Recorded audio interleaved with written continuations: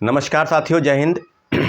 दो तीन खास मुद्दे हैं। बीपीएससी का मुद्दा है और दूसरा मुद्दा है बिहार में जो पुलिस की भर्ती है, सिपाही भर्ती आयोग में, उसमें दोनों विवाद को लेकर कल बहुत बड़ा प्रोटेस्ट भी हुआ था। और जो गर्दनीबाग धरना स्थल है वहाँ पर जितने भी अभ्यर्थी हैं, जो 21,000 पदों की वैकेंसी आई थी, उसमें दो विवाद है। एक विवाद है कि जितने भी चीज़ें जो मांगी जा रही है डॉक्यूमेंट वेरिफिकेशन में,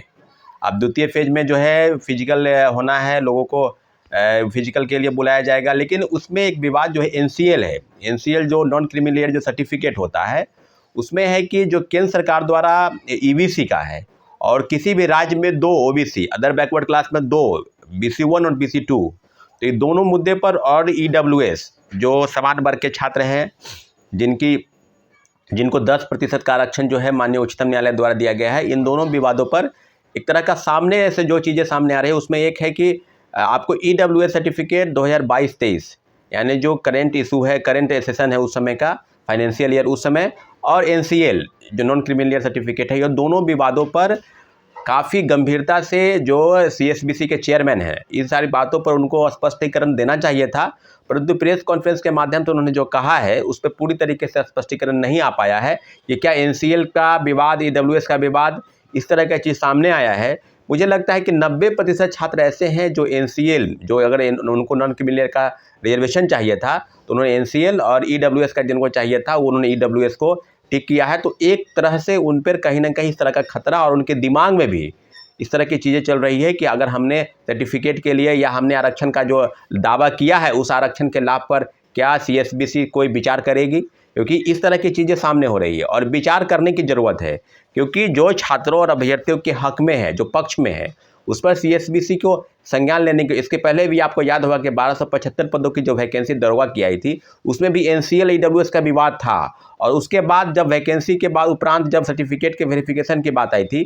तत्पश्चात ये सामने आया था मामला कि हाँ, इसको जो है जल्द से जल्द जो है उसको आप इस समय में भी, यानी करंट में भी बनाकर आप दे सकते हैं। तो इस तरह के विवाद को बढ़ाने की बजाय उसको ख़त्म करने की ज़रूरत है। इन सारे विवादों को लेकर लगातार विवाद बढ़ रहा है और अभ्यर्थी जो है धरना स्थल, गर्दनीबाग जो धरना स्थल है, उस पर बैठे हुए हैं और विधानसभा का सत्र भी चल रहा है। तो इन सब विवादों को आगे तक नहीं ले जाकर सीएसबीसी को चाहिए कि इसका तुरंत से तुरंत हल निकाले और ताकि छात्रों अभ्यर्थियों के बीच में जो है 1 लाख से ज़्यादा अभ्यर्थी पास कर गए हैं, उनके दिमाग में, और लगभग 90% ऐसे जिनके दिमाग में इस तरह की चीज़ें चल रही है कि आगे क्या होगा।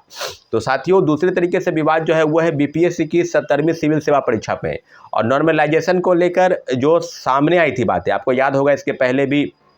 2 शिफ्ट में परीक्षा कराने की बात थी। उसके बाद बताया गया कि शिक्षकों के साथ जो बैठक हुई उसमें उन्होंने कहा कि हम 4 सेट में अलग अलग देंगे, यानी विभिन्न जिलों में जो होंगे सेट अलग अलग होंगे। तो नॉर्मलाइजेशन पर बीपीएससी का अभी तक जो चीज़ें सामने आ रही है उसमें फिर एक बार स्पष्टीकरण के तौर पर यह भी आएगा कि 13 दिसंबर को ही परीक्षाएं जो हैं वो कंडक्ट कराई जाएगी। तो लगभग 4,83,000 अभ्यर्थी ही हैं। इसके पहले बीपीएससी द्वारा ये कहा जा रहा था कि अगर अभ्यर्थियों की संख्या 10 लाख, 12 लाख, 14 लाख हो जाएगी तो हमको डबल शिफ्ट में परीक्षा कराने की एक मजबूरी होगी।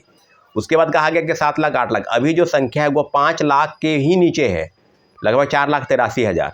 तो इन सब विषयों पर क्या नॉर्मलाइजेशन और परसेंटाइल लागू करने की जो बात है, और जिस प्रकार से अभी हाल में ही उत्तर प्रदेश ARO और यूपी PCS के जो पेपर होते थे उसमें इस तरह की विवाद सामने आई थी और बहुत बड़ा प्रोटेस्ट आपको इलाहाबाद में, प्रयागराज में देखने को मिला था। और उसके बाद आयोग के चेयरमैन और सेक्रेटरी जो है वो सामने आए थे मीडिया के सामने, उन्होंने इस बात को स्वीकार किया कि पहले की ही तरीके की जो परीक्षा है वो परीक्षा जो है आयोजित होती आएगी और विवाद को जो है एक कमेटी बनाकर रिपोर्ट सौंपने की बात आई सामने और सारे विवाद को जो है वो ख़त्म किया गया। फिर उसी तरीके का विवाद 67 में भी आपको देखने को मिला होगा कि बीपीएससी के पूर्व चेयरमैन अतुल प्रसाद जी द्वारा इस तरह के विवाद सामने आया था और उन्होंने कहा था कि हमने नॉर्मलाइजेशन लागू कर दिया। नॉर्मलाइजेशन पद्धति किस तरह की होगी है, किस तरह से होती है, सबको बखूबी पता है कि 1 से ज़्यादा शिफ्ट में जैसे ही परीक्षा आयोजित होगी, 1 से ज़्यादा सेट में भी अगर आयोजित होती है तो ये बात बिल्कुल गवारा नहीं है बीपीएससी के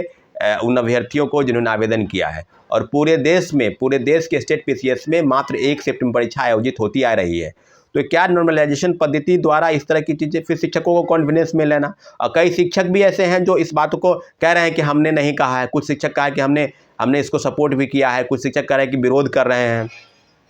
तो ओवरऑल जो चीज़ स्थिति के रूप में, और कई शिक्षक जो हैं सफाई के रूप में सामने आ रहे हैं मीडिया के कि हमने नहीं कहा है, हम तो ये चाहते थे, और आदि आदि कई चीज़ें बातें सामने आ रही है। लेकिन जो एक मीटिंग भी आपको याद होगा कि 15 नवंबर के आसपास होने वाली थी बीपीएससी द्वारा छात्रों के समक्ष, छात्रों से बातचीत करने की, छात्र नेताओं से बातचीत करने की, और उसमें शिक्षक को भी आमंत्रित किया जाना था। परंतु बीपीएससी ने इन सारे मुद्दों को मुझे लगता है कि कहीं ना कहीं ठंडे बस्ते में डाल दिया है। लेकिन याद रहे कि बीपीएससी द्वारा आयोजित 70वीं सिविल सेवा परीक्षा में एक शिफ्ट में परीक्षा अगर नहीं होती है तो निश्चित रूप से आने वाले समय में एक बहुत बड़ा प्रोटेस्ट आपको देखने को मिलेगा। हम लोग चाहते हैं कि एनसीएल ईडब्ल्यूएस विवाद सीएसबीसी द्वारा और बीपीएससी में नॉर्मलाइजेशन का जो विवाद है, इस विवाद को एक अंतिम रूप, अब आप चाहते हैं कि परीक्षा के 5 दिन पहले नोटिस दे के हम अलग अलग सेट में परीक्षा लेंगे, तो यह बात याद रखिए कि परीक्षा के समय के पहले अगर इस तरह की चीज़ें होती भी है तो सारे विवादों पर प्रोटेस्ट आपको बहुत जल्दी आपको उसी समय देखने को मिलेगा। इसलिए चाहिए कि एक नोटिस द्वारा ये छात्रों को आश्वस्त कर दे कि परीक्षा जो है एक दिन में होगी, एक ही शिफ्ट में होगी, क्योंकि 150 प्रश्न पत्र जैसे ही रहते हैं, अगर उसकी संख्या 300 या 450 जैसे ही होगी तो निश्चित रूप से नॉर्मलाइजेशन और परसेंटाइल उसमें लागू होगा। इसलिए दोनों विवादों को हल निकालने की ज़रूरत है, सीएसबीसी के मामले पर और दूसरे तरीके से बीपीएससी नॉर्मलाइजेशन के मामले पर। ठीक है साथियों, धन्यवाद, जय हिंद।